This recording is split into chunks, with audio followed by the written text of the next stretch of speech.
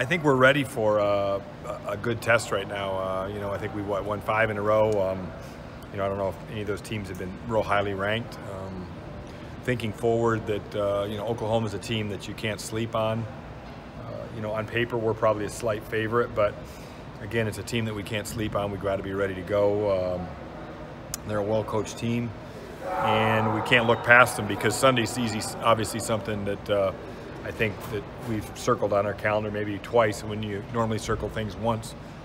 So it's just an exciting opportunity to get to go to Stillwater and wrestle a team that's really good this year. I mean, really, really good. You know, I think there's no question that we're better this year, but I can tell you in you know, studying Oklahoma State, they're a lot better this year too. I think all 10 matches, which is unusual, all 10 matches can help us from a NCAA seed. You know, even at 165 where we got a young guy, I mean, they've kind of struggled there a little bit. I don't know who they're going to put in, but that particular dual meet has a lot of really good matchups. So if we can win, you know, we need to win in some places that can really help us nationally in you know, seeds and all that kind of stuff too. So there's more implications than just winning the duel, and we obviously want to win the duel. You know, this is what Parker needs. I think somebody I saw put out there that he's got like 4 top 15 guys in the next 4 bouts. So I think it's an exciting time. It's a great opportunity for Parker. I think he's the kind of guy that's, I don't want to say that he's, you know, kind of had some fluff, but he might have had some fluff the last couple of weeks, and the fluff's over with now. So it's on to the hard stuff. You know, the thing we're trying to get Sam to continue to get better at, and he's doing a really good job, is to separate himself when he has chances to separate himself. And the more guys that he, you know, goes out in majors, and now he's not just trying to get through matches like he was last year. He's actually trying to blow through matches. And when he does that, he separates himself, and then all of a sudden you get to the quarterfinals, the semifinals of the NCAA tournament, and you've blown through everybody to that point, and you establish yourself as not maybe an All-American guy, but a slam dunk guy. And so that's the message to Sam. I think the Iowa match probably was a coming out party a little bit for him, but you know, I think he just needs to kind of, you know, hopefully have a hit list a little bit, and I think this would be a good one for him to get. What kind of hurdle is it to try to get over the, you know, the hump there to separate yourself and push the pace? I know that was something talked about last week, but for him, what's it been like to get to that point where he is kind of putting the 2 guys and he can kind of, you know, make some separation? Well, the struggle with taking a great high school wrestler to a great college wrestler is confidence, and you get confidence in that room, and you get confidence in progressing and getting a big win, and then getting another big win, and getting another big win. You see it in all sports. You get a basketball team that goes and knocks off 2 top 20 teams. All of a sudden their mindset changes. Nothing's different in wrestling.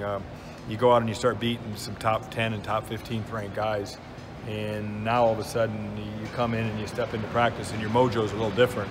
And that's what we're seeing with Sam this year. I think it's always been in there, but I think he's been very coachable in listening to what it takes, and then putting the time in to do what it takes. So Willie showed up on our doorstep, so it's nice when you get, I'm hoping that every fifth year senior just happens to knock on our door and say, hey, I want to come to Iowa State my last year, because I think it's a really cool place.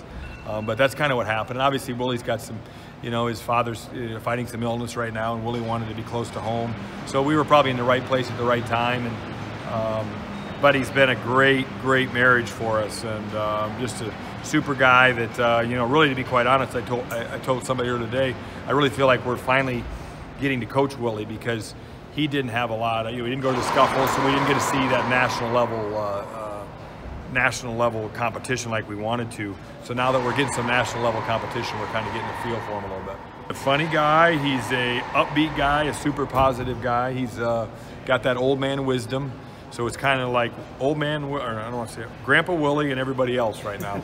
So it's Grandpa Willie and everybody else right now. And so he's, you know, kind of was a quiet leader at first, and he's not quite so quiet anymore. Got a lot of holds there. He's very unorthodox. He's got a lot of pin holds. You know, we got to get him a little bit more, kind of some solid stuff where he gets more confidence in just some basic, hey, let's just get 2 instead of, you know, 7 or 8 right now. And that's probably what cost him a little bit of Iowa, that he went for a little too much. So he's definitely a go-for-it kind of guy.